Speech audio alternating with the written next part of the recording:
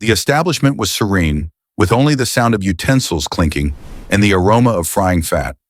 An elderly gentleman in a mobility chair dined solo, consuming his morning meal. Suddenly, the entrance burst ajar. A group of riders clad in hides charged inside, boisterous, intoxicated, and eager for conflict. The space stilled except for him. The aged individual remained composed, gaze unwavering, his stare fixed on them, serene, firm, undisturbed. One rider growled, "What on earth are you gazing at, elder?" He marched over and seized Elias Thorne by the garment. Tear. The material ripped apart, revealing a dark blade marking carved profoundly into his torso. Beneath it, the figure 182. The riders exploded in amusement. "Fine jail marking, grandfather. What does that figure signify?" Elias Thorne inclined ahead, tone subdued and keen as a blade. "It signifies I have ended 182 lives. And that blade?" He halted, gaze intense. "That is the emblem of the Navy SEALs." The mirth ceased abruptly, and in a secluded spot, a gentleman was already contacting a contact that would alter all. "Before we commence, if you appreciate former service members, then remark beneath and inform us of your origin." The dawn light poured through the grimy panes of a modest highway tavern. Dishes rattled, brew sizzled in the container, and the odor of cured meat lingered densely in the atmosphere. At the edge booth sat an aged gentleman in a mobility chair, his stance erect, his gaze tranquil. He was not attired to dazzle, merely a simple check top, faded trousers, and footwear that had known superior times. His gray locks were trimmed brief, his visage etched with creases from eras of elements and conflict.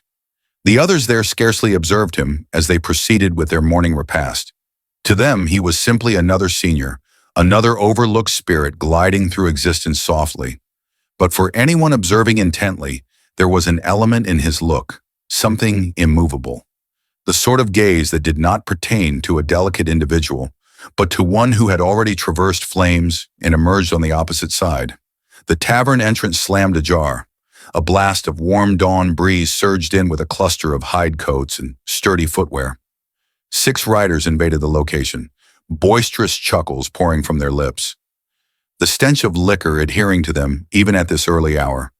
Their tones engulfed the space, deriding, yelling, pounding their knuckles on surfaces as they asserted the middle like they possessed it. Gazes averted. No one desired conflict. Rita Hayes glanced downward, buffing a vessel that was already spotless. The servers pursed their mouths and hastened, wishing the males would consume and depart. But not Elias Thorne. He continued consuming his ova, slicing them with consistent accuracy, masticating gradually like nothing on the planet could unsettle him. One of the riders observed, his smirk twisted into something repulsive. "Hey," he shouted across the space. "You have an issue, elder?" Elias Thorne raised his gaze, gradual, intentional. They fastened onto the riders, not with fury, not with dread, but with a quietness that sliced more profoundly than any affront. The rider halted midway as if those gazes bore a burden he could not clarify, but arrogance flared more intensely than reluctance.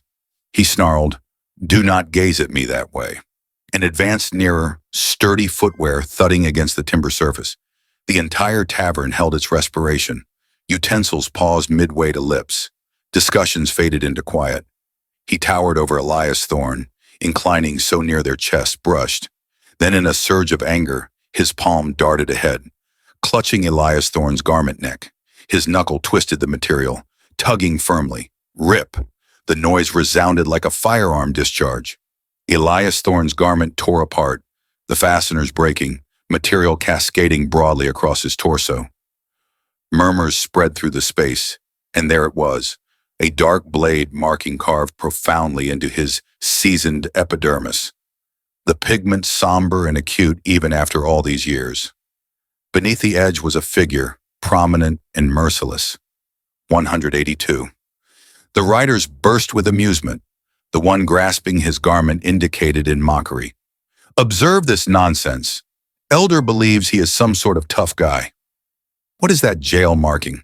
Another rider inclined in, narrowing his eyes at the figure. "What is the 182 intended to indicate, huh?" "The count of ales you have spilled." Their amusement saturated the tavern, harsh and deriding. Some of the customers averted their gazes in sympathy. Others dropped their eyes, too frightened to become entangled in the turmoil. But Elias Thorne did not stir, did not recoil. His tone, when it emerged, was subdued, but resonated across the quiet with alarming distinctness. "That figure," he stated, his gaze fastened on the riders, "is my termination tally." The amusement halted like an edge severing through it. For the initial occasion, the riders wavered. The marking was not merely pigment, it was a stamp of flames pertaining to the Navy SEALs. A representation that bore narratives no one in that tavern could even envision. Jax Harlan's smirk wavered. "Termination tally?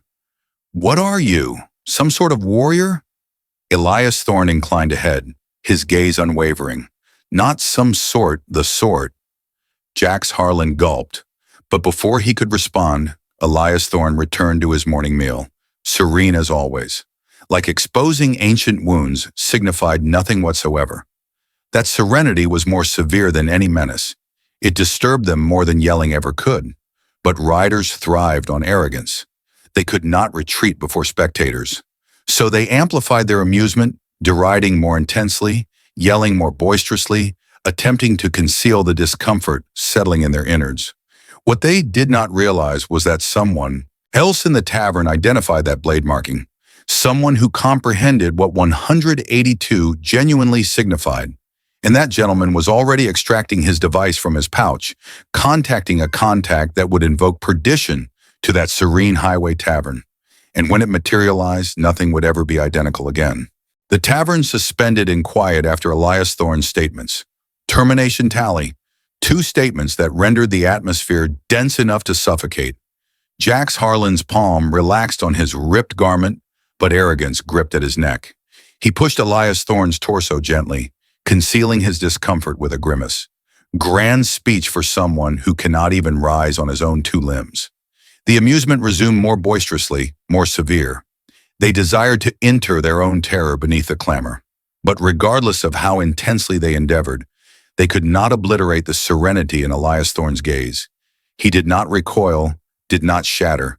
He merely lifted his brew container and imbibed, the vapor swirling upward like fumes from a combat zone. At a compartment near the pane, Tom Whitaker placed down his utensil. He was not youthful himself. Silver strands encroaching at his sides, gaze acute behind his lenses. He inclined ahead marginally, gazing at the marking on Elias Thorne's torso. His pulse omitted a beat. He recognized that emblem, the blade, the figures. That was not merely a Navy SEAL's marking. That was a stamp connected to operations murmured about in armed forces groups, the type that never reached the bulletins. And 182, that was not merely a figure.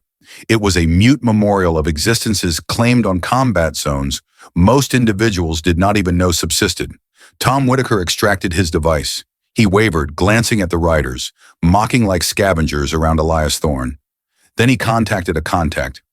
"Line severed," Rita Hayes murmured anxiously, attempting to summon the law enforcer. The riders had severed the communication lines previously, boasting about it. Even mobile coverage was obstructed, the indicator levels diminishing to naught. But Tom Whitaker knew something the remainder did not. He possessed one protected contact, one channel that always functioned. Regardless of your location, his digits quivered as he initiated. The tone on the opposite end was serene. "Where are you?" Tom Whitaker provided the designation of the tavern. His statements concise, pressing. He only uttered one additional thing before disconnecting. "Ace EAL Blade, 182. The channel ceased. Within the tavern, Jax Harlan orbited Elias Thorne, one inclined and near, expelling fumes into his visage. "You anticipate us to accept you ended 182 individuals? You cannot even end a serving of cured meat." Elias Thorne's gaze flicked upward. No feeling, no warmth, just frigid verity. "You believe demise concerns how aged you are, how swiftly you move? Demise only concerns if you can confront it." Jax Harlan stumbled. For a fraction of a moment, he perceived something in Elias Thorne's gaze, something that drew him back to youth, to evenings awakening from terrors he could not clarify. He tightened his mandible, concealing the tremor in his backbone with a compelled chuckle. The others in the tavern did not chuckle this occasion. The servers had become pallid. Rita Hayes's palm trembled so intensely she nearly released a vessel.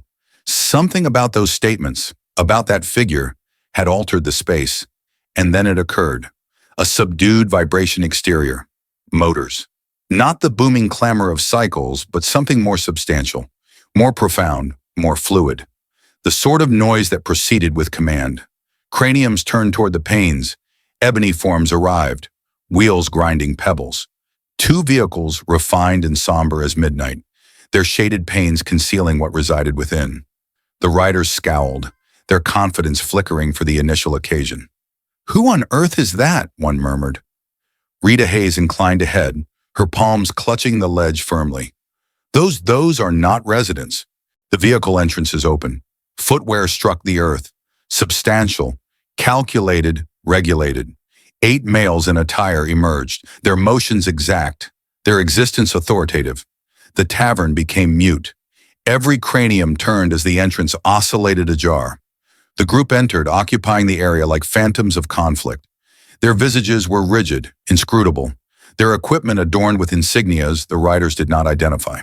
But Elias Thorne did. Navy SEALs. Marcus Hale's gaze surveyed the space. It settled on Elias Thorne in the mobility chair. For an instant, the facade of metal fractured, substituted by something else. Esteem. He provided a minor inclination. Elias Thorne did not reciprocate it. He did not require to. Marcus Hale turned to the riders. His tone was serene, but it bore the burden of tempest. Retreat from him. The riders immobilized. Their audacity drained away beneath the gaze of males who existed and inhaled battle. For the initial occasion, they were not hunters. They were quarry. The tavern had never been that mute, not even during closure. 8 Navy SEALs stood like figures sculpted from metal, their existence so authoritative that even the atmosphere seemed to waver. Marcus Hale advanced a pace. One pace and the rider's confidence dissolved into faltering immobility. Elias Thorne in the mobility chair, he did not even flutter. He just imbibed what remained of his now chilled brew as if this was merely another Tuesday dawn. One of the riders ultimately discovered his tone. "Hey, what is the significant matter? We were just conversing." His tone fractured midway through the phrase. Marcus Hale turned to him gradual and frigid. "You placed your palms on a comrade, not boisterous, not yelled, but the sort of serenity that bore tempests." He advanced one additional pace. Now they were near. Too near for ease. The rider instinctively retreated a pace. His footwear scraped the timber surface. Another SEAL advanced toward Elias Thorne. He knelt. Yes, knelt beside his mobility chair. He did not utter immediately, just gazed him in the eye. Then he stated with a subdued veneration, "Sir, authorization to position beside you?" Elias Thorne provided the tiniest inclination. That was all it required. And in that instant, the remainder of the tavern realized this was not merely an aged former service member. This was someone significant, someone dreaded, someone recalled. Marcus Hale turned back to the riders. "Do you possess any notion who you just placed your palms on?" No one responded. "Do you know what 182 signifies?" Still quiet. He inhaled deeply. "It is not a group figure. It is not a roadway code. It is a termination tally recorded in somber pigment by the Navy for a purpose." Every cranium in the tavern turned toward Elias Thorne's marking again. That dark blade, the figure 182 beneath it. One of the rider's lips separated. You are stating he ended 100? And yes, Marcus Hale interjected. And not from a seat, not from a workstation, from the soil, from the mire, from adversary domain so profound even the charts did not display it. Then came the initial genuine twist. Your whole assembly could not endure 10 minutes where this individual spent a decade. That statement impacted like a strike to the abdomen. The riders did not chuckle anymore. Their gazes darted toward the departure like ensnared creatures. Rita Hayes whispered to the server behind the ledge. "Why are they still positioned? Why has not anyone restrained them yet?" Marcus Hale overheard. He turned back and uttered with a serenity. "You could sever with a blade, Because we still esteem the insignia, even when it is worn by individuals who do not merit it. Then he extended into his pouch, extracted an orbital communicator. Not a mobile device, a somber armed forces orbital communicator. He contacted a contact, waited, and then stated 3 phrases. Admiral Harlan Reed, this is Marcus Hale. 3 enforcers in your registry assaulted a honored SEAL former service member in public. I will hold. He did not wait long. The entire tavern could hear the subdued tone on the opposite end, though they could not discern the statements, but they could hear what came next. Marcus Hale's tone turned keen as a blade. Comprehended. I will await for your mails to arrive. Authorizations will be transmitted to the local outpost. He disconnected, then gazed at the 3 males who had tormented Elias Thorne. Felicitations. You have just been terminated, and you are under detention. The space became mute again. But this occasion, the quiet was not dread. It was reverence. The second major twist landed right here. In less than 20 minutes, an individual who could not even ambulate had the entire tavern observing 3 uniformed enforcers lose their vocations, their reputations, and their liberty without elevating a single digit. Elias Thorne ultimately uttered. His tone was serene, almost uninterested. Gentlemen, I did not need to combat you because I already combated for you. That statement sent shivers down every backbone in the structure. One of the younger SEALs tightened his knuckles. He had been mute this entire time, but now he advanced. He gazed at the one who had ripped Elias Thorne's garment, then crack, his knuckle connected with the individual's mandible. Jax Harlan collapsed to the ground like a bag of stones. The space erupted, but not in disorder, in alleviation. In equity, because for once, the world was not inverted. For once, the virtuous individual did not just triumph, he was safeguarded. Rita Hayes wiped a droplet from her eye. Never thought I would witness something like this in my existence. Elias Thorne gazed up at the SEALs, gave a tiny inclination of appreciation, then turned his focus back to his sustenance. He did not need to utter a statement. The expression in his gaze said it all. I already combated my conflict. This one? This was just morning meal. Jax Harlan, who got struck, lay moaning on the surface, clutching his mandible. His 2 companions stood immobilized, uncertain whether to assist him up or feign they were not even with him. The Navy SEALs stood sentinel, impassive and steady, their existence like a barrier of metal. No one in the tavern dared respire too boisterously. Elias Thorne calmly wiped his mouth with a cloth as though nothing had occurred to him. This was not disorder. It was lucidity. Finally, Marcus Hale's communicator buzzed. A tone crackled through. Local precinct affirmed. Authorizations issued. Conveyance en route. The statements sealed Jax Harlan and his companion's destiny. They gazed at each other, pallid and vacant-gazed. One attempted to utter. Wait, we did not know. But unawareness was not a justification. Not here. Not today. Marcus Hale raised his palm. 2 of his males advanced, securing the rider's wrists with fasteners. The noise of material constricting was more boisterous than thunder in that mute tavern. Everyone observed. Everyone knew equity was being delivered. And then the instant came that would be recalled most. Jax Harlan, the most boisterous one, the same who had ripped Elias Thorne's garment, dropped to his knees. Not from coercion, not from agony, from comprehension. His tone broke. Sir, I did not know. Elias Thorne tilted his cranium, gaze steady, tone even. That was your error. You never inquired who I was. You just presumed I was nobody. The tavern felt those statements like a homily. The riders were permitted exterior. The vehicle's motors roared, entrances slammed shut, and within minutes they were gone, escorted into the sort of obscurity you do not return from. Within, quiet lingered densely until Rita Hayes raised her vessel and stated, "To Elias Thorne." Seats scraped, vessels lifted, tones rose to Elias Thorne. Elias Thorne gave a small inclination of thankfulness. He did not grin, did not boast, did not revel in splendor.